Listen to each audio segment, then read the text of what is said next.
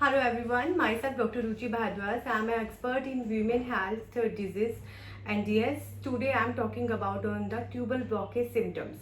Generally जब लोगों को पता चलता है कि हमारे पास ट्यूबल ब्लॉकेज का बहुत ही अच्छा सक्सेसफुल ट्रीटमेंट है और अब तक हमने ट्यूबल ब्लॉकेज के बहुत सारे केसेस को डॉक्यूमेंटेड किया, बहुत सारे लोगों ने सक्सेसफुली नेचुरल कंसीव किया है ट्रीटमेंट के बाद, तो वो हमें आके एक क्वेश्चन पूछते हैं, मैम ट्यूबल ब्लॉकेज के सिम्टम्स क्या थे, मुझे सिम्टम्स क्यों नहीं पता चले। तो आज का टॉपिक उसी के ऊपर है।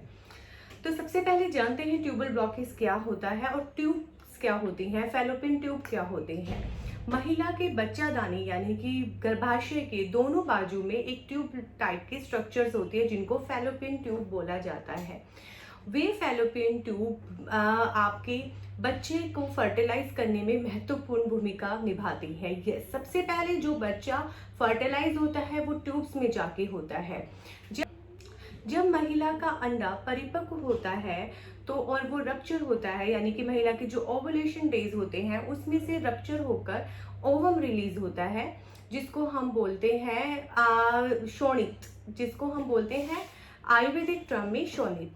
और जब महिला अपने ओवुलेशन डेज में अपने पार्टनर के साथ रिलेशन रखती है तो नीचे उसकी यूट्राइन कैविटी से तो ट्रैक को पूरा क्लियर करके स्पर्म वहां तक पहुंचता है फैलोपियन ट्यूब में। दोनों के मिलने पे फर्टिलाइजेशन होती है, यानी कि फर्स्ट टाइम जो भ्रूण बनता है, जो बच्चा बनता है वो फैलोपियन ट्यूब में बनता है। तो फैलोपियन ट्यूब आपकी प्रेगनेंसी की अचीवमेंट के लिए सबसे जरूरी होती है।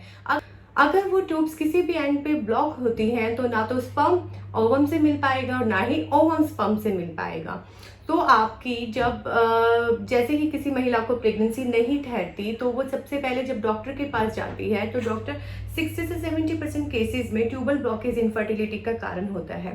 तो जो भी आपके टेस्ट करवाए जाते हैं उसमें एक आपको टेस्ट रिकमेंड किया जाता है HSG, यस, हिस्टेरोसल्फिनोग्राफी, जिसमें आपके यूट्रस के रास्ते से डाई इंसर्ट की जाती है और वो जो डाई जहां जहां जाती है वहां से कंफर्म होता है आपके ट्यूब किस एंड पे ब्लॉकेज है और कहाँ कहाँ ब्लॉकेज है।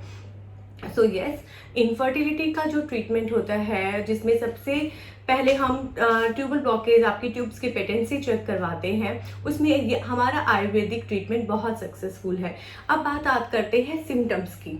सिम्टम्स इसमें ज़्यादातर सिम्टम्स नहीं होते हैं। जब महिला को प्रेगनेंसी नहीं अचीव होती तो वो डॉक्टर के पास जाती है, तभी उसे पता चलता है कुछ टेस्ट के बाद, जो कि मैंने बताया HSG, कि मुझे ट्यूबल ब्लॉकेज है। ये जब महिला को ट्यूबल ब्लॉकेज एंडोमेट्रियोसिस की समस्या की वजह से होती है तो उसको लोअर एब्डोमेन या फिर बैक में पीरियड से पहले या पीरियड के बाद बहुत दिनों तक असहनीय पेन होता है। सो ये भी ट्यूबल ब्लॉकेज के सिम्टम्स में काउंट होता है। अदरवाइज ट्यूबल ब्लॉकेज के कोई सिम्टम नहीं होते, यानी कि कोई लक्षण नहीं होते। कारण इसके क्या क्या होते हैं? ट्यूबरक्लोसिस, कोई भी पुरानी टीबी रह चुकी है। सेकेंड होता है आपकी कोई पुरानी सर्जरी, कोई DNC या पुराना कोई आपका सी सेक्शन, सिजेरियन, तो आपको सेकेंडरी इनफर्टिलिटी हो जाती है। थर्ड आपका रहता है कि PID, महिला को पेल्विक इन्फ्लामेटरी डिजीज रिकरेंट रहती है तो भी ट्यूब्स ब्लॉक हो जाती है। फोर्थ, जो कि मैंने आपको पहले बताया, एंडोमेट्रियोसिस, जो कि ट्यूब्स में जाके लीजन्स बना देती हैं और जिससे ट्यूब्स ब्लॉक हो जाती हैं। अब बात करते हैं ट्रीटमेंट की। हमारे यहाँ पर एक्टिव आई लाइफ पर मैं डॉक्टर रुचि भारद्वाज अब तक ट्यूबल ब्लॉकेज के बहुत सारे केसेस को डॉक्यूमेंटेड कर चुकी हूँ और बहुत सारे लोगों ने सक्सेसफुली नेचुरल कंसीव किया है। सो आपको या आपके परिवार में किसी को भी ट्यूबल ब्लॉकेज रिलेटेड कोई भी समस्या है या आप उसका आयुर्वेदिक नेचुरल समाधान चाह रहे हैं, आप सर्जरी की तरफ नहीं जाना चाह रहे, तो आप हमसे दिए गए नंबर्स पे कांटेक्ट कीजिए। धन्यवाद।